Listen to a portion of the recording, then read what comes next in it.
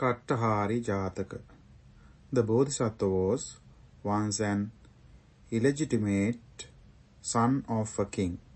While a king was out picking fruits and flowers in the forest, he met a peasant woman gathering firewood.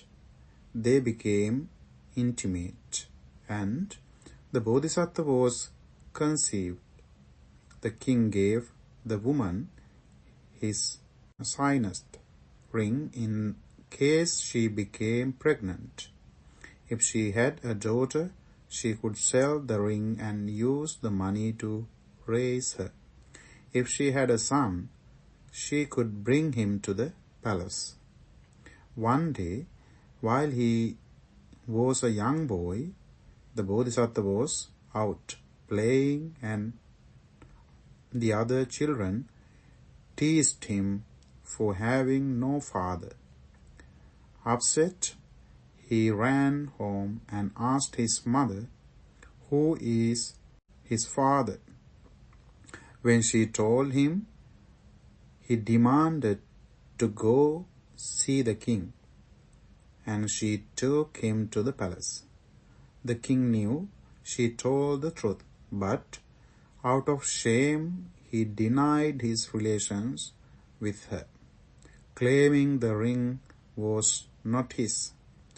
To prove she was telling the truth, she grabbed the Bodhisattva by the leg and hurled him into the air, telling the king, "If you are indeed the father of my child, I pray he stays in mid-air, but if not, may he fall and die."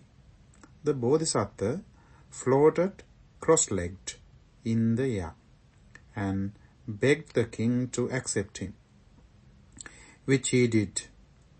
His mother became the queen. The Bodhisattva took the throne when his father died.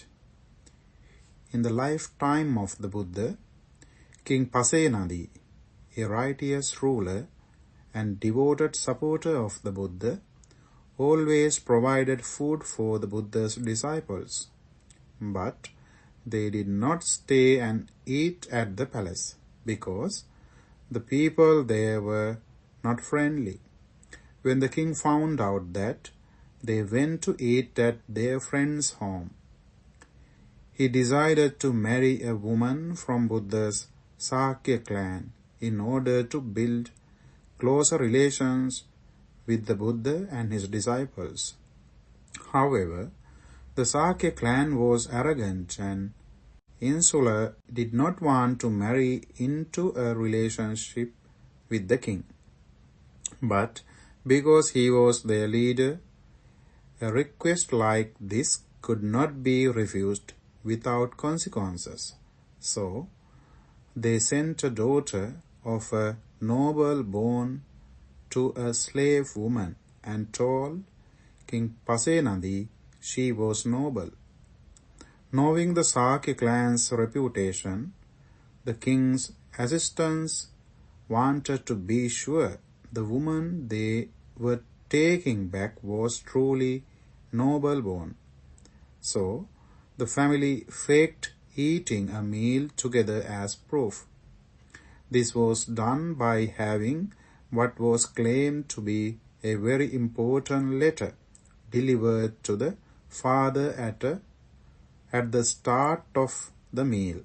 So, after taking just one bite, he sat at the table reading rather than eating. This made it appear that he had denied with his daughter, but since he didn't actually eat, he didn't degrade himself with a slave. King Pasenadi truly loved his new consort and made her his chief queen.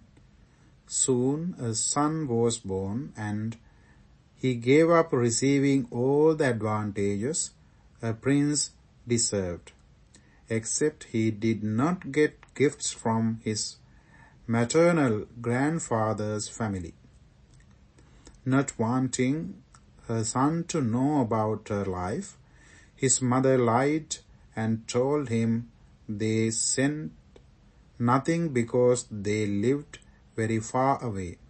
Once he grew up, he decided to visit his other family, and though he tried, his mother could not stop him. Upon learning the prince was coming, the Sakya clan sent all their noble children younger than him away to the countryside, so nobody would need to bow down in respect to someone born from a slave. A few days later, when the prince was leaving, one of his soldiers overheard a Sakya slave saying the prince's mother had been a slave. Now, knowing how the Sakyas had disrespected both his mother and him, the prince vowed to destroy them when he became king.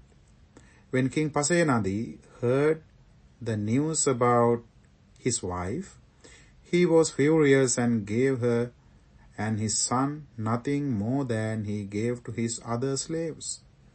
But a few days later, the Buddha, while admitting that his clan did wrong, explained to the king that his queen and son were children of royal men and the mother's birth was irrelevant.